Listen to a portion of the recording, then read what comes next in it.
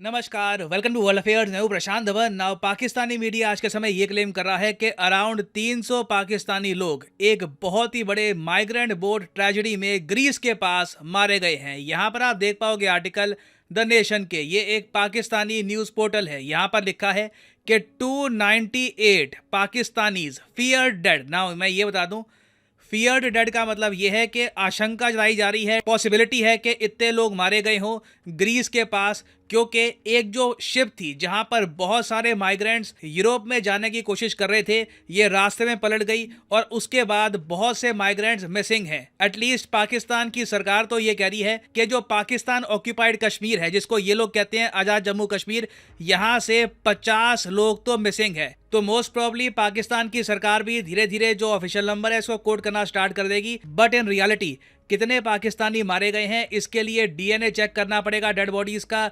उसके अलावा बहुत सी और जांच पड़ताल होगी। बट अभी के लिए मैं आपको ये बता दूं, पाकिस्तान के पीएम ऑलरेडी इस पर ट्वीट कर चुके हैं और यूनाइटेड नेशंस, यूरोपियन यूनियन खुद कह रहा है कि ये हो सकता है कि मेडिटेरेनियन का अब तक का सबसे बड़ा माइग्रेंट डिजास्टर हो। तो डिस्कस करेंगे यहाँ पे सबका मतलब क्या है, कौन सा माइग्रेंट डिजास्टर, पाकिस्तानियों को क्या हो गया, ग्रीस क्यों जा रहे थे। अभी मैप में देखो, यहाँ पे ये पाकिस्तान है, ये पाकिस्तान है, ऑक्यूपाइड कश्मीर है। ये लोग ऑल द वे ग्रीस यहाँ पर क्यों जाएंगे, इनकी नाव यहाँ पर क्यों डूबेगी, डिस्कस करेंगे इस टॉपिक को। मगर एक छोटी सी रिक्वेस्ट है मेरी आप सब लोगों को, किसी के मरने पर इनसेंसिटिव कमेंट मत किया कीजिए। बाकी फ्रीडम ऑफ स्पीच है, सबको बोलने का अधिकार है, बट मैं आपको ये एडवाइस करूंगा कि ज़्यादा इनसेंसिटिव कमेंट्स मत करिएगा। हो सकता है कि आप में से कुछ लोग एक काउंटर आर्ग्यूमेंट दे कि जी हमारे यहाँ जब लोग मरते हैं पाकिस्तान के लोग ये कहते हैं, वो हंसते हैं, ऐसे करते हैं। देखिए, हमें उनकी तरह नहीं बनना ना, वो जो करते हैं छोड़ो, हमें बेहतर इंसान बनना है। तो मेरी एडवाइस है, बाकी आप सबके ऊपर है, किसी के मरने पर इनसेंसिटिव कमेंट मत करिएगा, क्योंकि अभी इस पर बहुत सी रिपोर्ट्स पब्लिश होंगी, बहुत से आर्टिकल्स पब्लिश होंगे। ये एक बड़ा डिजास्टर उभर के आएगा पाकिस्तान के लिए, इवन मैं कहूँगा यूरोप के लिए भी। और यहाँ पे आप देख पाओगे सीएनएन का आर्टिकल है, ये लिखा है जी, Greek migrant boat disaster may be the worst tragedy ever in the Mediterranean sea. बहुत बड़ी स्टेटमेंट है, क्योंकि माइग्रेंट्स की इतनी ट्रेजेडी हो चुकी है यूरोप के बीच में।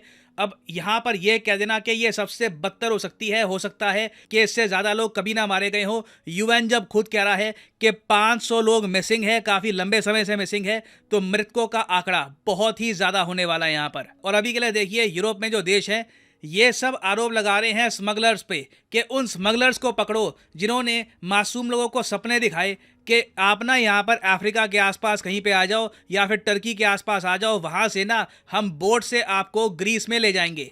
और इस केस में देखिए हुआ यही है। बहुत से केसेस ऐसे देखे जाते हैं जहाँ पर क्या रहता है कि कुछ स्मगलर्स होते हैं लीबिया में, इजिप्ट में, अल्जीरिया के आसपास, इवन टर्की में हो सकते हैं।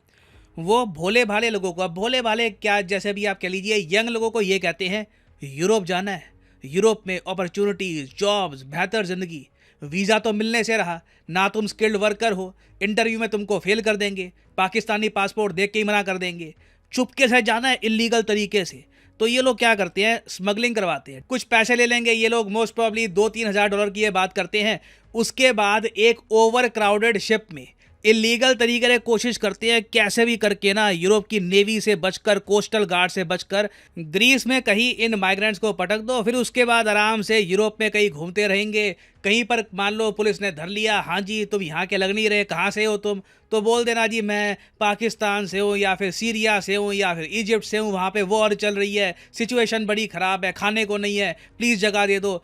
तो यूरोप में देखिए बहुत सारे एनजीओज होते हैं जो असाइलम सीकर्स होते हैं, उनके लिए काफ़ी लॉज हैं, प्रावधान है, तो जगह मिल जाएगी। ज़्यादा से ज़्यादा यही होगा ना, तुम्हें वापस डिपोर्ट कर देंगे या कुछ होगा, तो लोग ये रिस्क भी लेने को तैयार हैं। अब यहाँ पे आप कहोगे तो ये लोग ज़्यादातर कहाँ के होते हैं, ज़्यादातर होते हैं जी ये पाकिस्तान के, most probably Pakistan occupied Kashmir के, उसके अलावा अफगानिस्तान के हो सकते हैं, सीरिया के, मैं कहूँगा लीबिया के भी, अल्जीरिया के, अफ्रीका में बहुत सारे लोग हैं, वो भी इलीगल तरीके से यूरोप में घुसने की कोशिश करते हैं। और अगर आपका क्वेश्चन ये है कि यूरोप में ऐसा क्या है कि लोग इलीगल तरीके से जान पर खेल कर भी कैसे भी कोशिश करते हैं यूरोप में पहुँच जाऊँ, देखो यहाँ पे ना मैं एक कॉमेंट हाईलाइट करना चाहूँगा। रिसेंटली ये कॉमेंट न्यूज़ में थी, कई लोगों को पीड़ा हुई है कमेंट सुनकर, मगर मुझे बताना होगा आपको इसके बारे में। ये आपके सामने जो व्यक्ति है, इनका नाम है जोसेफ बोरेल, यूरोपियन यूनियन में हाई रैंकिंग ऑफिशियल हैं, फॉरेन अफेयर्स को संभालते हैं।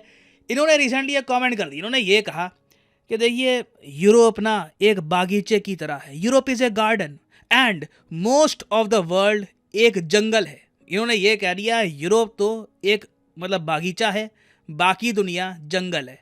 अब ये जो कमेंट है ये सुन के कई देशों को गुस्सा आया कि जी तुमने बागीचा तो बनाया है मगर दुनिया भर में आग लगाकर लोगों का खून चूस कर, लोगों ने खूब भला बुरा कहा और बाद में जोसेफ बोरेल को माफ़ी मांगनी पड़ी। कहा कि जी जंगल नहीं बोलना चाहिए था। मैं ये तो कहूँगा कि यूरोप गार्डन है मगर बाकी दुनिया को जंगल बोलना गलत था। ये कोई भी कहेगा, दूसरे को नीचा बोलकर खुद को ऊपर उठाने वाली जो कमेंट्स होती हैं दुनिया उसकी आलोचना करेगी। मगर ये बात हमको एक्सेप्ट करनी होगी कि ह्यूमन डेवलपमेंट के मामले में यूरोप यूएसए को भी बीट करता है। यूएसए अच्छा है मल्टी मिलियनियर लोगों के लिए। अगर बहुत सारा पैसा है ना आपके पास तो मैं कहूँगा यूएसए में काफ़ी अपॉर्चुनिटीज़ हैं, काफ़ी आप पैसा कमा सकते हैं वगैरह। मगर क्वालिटी ऑफ लाइफ के हिसाब से, हेल्थ केयर के हिसाब से यूरोप कई गुना आगे है इवन यूएसए से। आप देखो ह्यूमन डेवलपमेंट इंडेक्स में यूएसए बहुत पीछे मिलेगा आपको, यूरोप यूएसए से भी आगे है। और इसलिए देखो मिडिल ईस्ट से, पाकिस्तान से कई लोग हैं वो इलीगल तरीके से यूरोप में पहुंचने की कोशिश करते हैं। और एक टाइम पर ना यूरोप ने ये जो माइग्रेंट्स आ रहे थे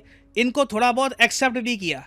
एक्सेप्ट इन्होंने ये सोच कर किया कि जी हमारी पॉपुलेशन बूढ़ी हो रही है, हमारी पॉपुलेशन श्रिंक भी कर रही है, या ये बाहर से लोग आ रहे हैं, यंग नौजवान लोग हैं, लेबर फोर्स का पार्ट बन जाएंगे। मगर कुछ ही सालों में यूरोप ने ये देखा कि ये लोग एसिमिलेट नहीं करते, घुलते मिलते नहीं हैं, कल्चर का पार्ट नहीं बनते, उल्टा काफ़ी जगह क्राइम करते हैं, गुंडागर्दी करते हैं। कई आपने वीडियोस देखी होगी जहाँ पर लिखा होता है कि जी ये यूरोप का ये देश है, यहाँ पर बाहर से माइग्रेंट्स आए, यहाँ पे इन्होंने लोगों को मार दिया या फिर कुछ क्राइम कर दिया। तो आज के समय देखिए यूरोप के देश माइग्रेंट्स को इतना एक्सेप्ट नहीं कर रहे जितना एक टाइम पर किया करते थे। और इसलिए जो ये इलीगल बिजनेस होता है ना कि लीबिया से या इजिप्ट से एक टूटी फूटी बोट पर 2-3 लाख रुपए लेकर कोशिश करो कि लोगों को कैसे भी करके ग्रीस तक पहुंचा दिया जाए, ये बड़ा रिस्की हो गया है क्योंकि इन कंट्रीज का जो कोस्टल गार्ड सिस्टम है काफ़ी एक्टिव है। तो इसलिए काफ़ी बार शिप्स जो है ना ये स्मगलर्स की जब मौसम खराब होता है, स्टॉर्म आ रखा होता है, तब भी चल पड़ती है इस उम्मीद से कि क्या पता रास्ता साफ मिल जाए जो ये माइग्रेंट्स हैं इनको यूरोप तक पहुंचा देंगे।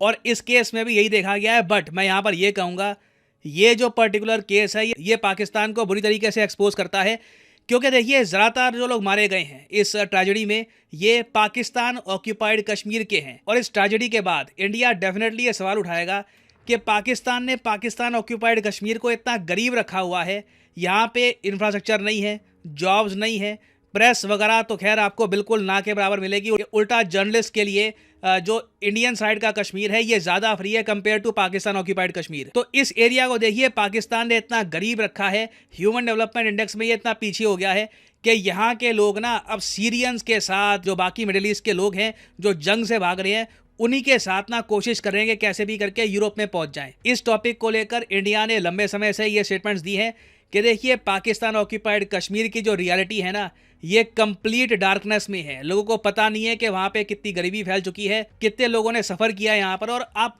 ओवरऑल देखो ना तो पाकिस्तान आर्मी की जो जिद है ना कश्मीर को लेकर, इसकी वजह से इस रीजन ने, कश्मीर के लोगों ने, यहाँ पे जो गिलगित बाल्टिस्तान है यहाँ के लोगों ने, पाकिस्तान के लोगों ने बहुत सफ़र किया। आप सोच कर देखिए अगर ये कश्मीर का इशू ना होता, पाकिस्तान को कोई आवश्यकता नहीं थी इतनी बड़ी आर्मी रखने की, इनकी आर्मी इनकी डेमोक्रेसी पर हावी ना होती, पाकिस्तान एक प्रॉपर डेमोक्रेटिक कंट्री होता, यहाँ की एडमिनिस्ट्रेशन अपने लोगों के बारे में सोचती, रीजन में भी काफ़ी पीस होता, इंडिया के साथ रिलेशन अच्छे होते। मगर यहाँ पर मैं यही कहूँगा ये जो जिद है पाकिस्तान की कश्मीर को लेकर, इसकी वजह से आज के समय देखिए इंडिया पाकिस्तान को तो लॉस हुआ ही है, सबसे ज़्यादा लॉस फेस कर रहे हैं पाकिस्तान ऑक्यूपाइड कश्मीर के लोग क्योंकि पाकिस्तानी गवर्नमेंट के पास जब पंजाब प्रोविंस को प्रॉपरली रन करने के पैसे नहीं होंगे तो आप इमेजिन करिए पाकिस्तान ऑक्यूपाइड कश्मीर को ये क्या दे रहे होंगे। और मेरे हिसाब से जैसे जैसे नंबर सामने आते हैं मृतकों के, इंडिया को डेफिनेटली ये सवाल पूछना चाहिए कि पाकिस्तान पीओके में क्या कर रहा है कि लोग जान बचाकर भाग रहे हैं, बिल्कुल यूरोप की तरफ जा रहे हैं, कोशिश कर रहे हैं कि कहीं से उनको एक एंट्री मिल जाए, एक बार को अपनी जान के साथ भी जुआ खेलने को तैयार है। किस टाइप की एडमिनिस्ट्रेशन चल रही है इस वक्त पाकिस्तान ऑक्यूपाइड कश्मीर में, ये क्वेश्चन देखिए डेफिनेटली पाकिस्तान से पूछना पड़ेगा। उसके अलावा बहुत ही इंपॉर्टेंट है कि लोगों को ना अवेयर कराया जाए कि जो स्मगलर्स हैं लीबिया में, इजिप्ट में या अल्जीरिया में, इनकी बात मत सुनिए। इलीगल तरीके से यूरोप में एंट्री करने की कोशिश करोगे तो एक बार को हो सकता है कि जान चली जाए। और इन कंट्रीज की गवर्नमेंट को भी कहना होगा कि इन स्मगलर्स को रोकिए, इनकी वजह से कई लोग मारे जा रहे हैं। तो ये टॉपिक देखिए अभी एक न्यूज़ एंड डेवलपमेंट है, इससे रिलेटेड अभी बहुत सी अपडेट्स आएंगी, उन पर मैं बाद में वीडियोज़ लाता रहूँगा। और फाइनली यहाँ पर मैं ये भी ऐड कर दूं कि आज रात 12 बजे अनअकैडमी की जो मेगा सेल है यूपीएससी की खत्म हो जाएगी। तो अगर आप यूपीएससी कोर्स परचेज करना चाहते हैं, now is the right time to do it. Comment section में जाइए, यहाँ पे आपको मिलेगा लिंक यूपीएससी आइकॉनिक कॉम्बो का। यहाँ पे आप परचेज कर सकते हैं ये special combo course buy Unacademy, जिसके अंडर आपको यूपीएससी कोच भी मिलता है, जो इंश्योर करेगा कि कोर्स परचेज करने के बाद आप कोर्स को फॉलो भी करो। ऐसा नहीं है कि बस बैठ गए कोर्स को लेकर और यहाँ पे आपके यूपीएससी प्रीलिम्स, मेंस, ऑप्शनल तीनों की तैयारी हो जाती है। तो अगर आप एक कॉलेज स्टूडेंट हैं, 2-3 साल बाद आप चाहते हैं कि एक प्रॉपर अटेम्प्ट देना यूपीएससी का, तो इस कोर्स में आप इन्वेस्ट कर सकते हैं। बट जो प्राइसेस यहाँ पर लिखे हैं ये पे करने की जरूरत नहीं है। सिंपली यहाँ पर कोड यूज करिए PD10 and the prices will start following. So use the code PD10 and save money. इसी नोट के साथ ये है वीडियो का अंत, and as I always say, may the gods watch over you.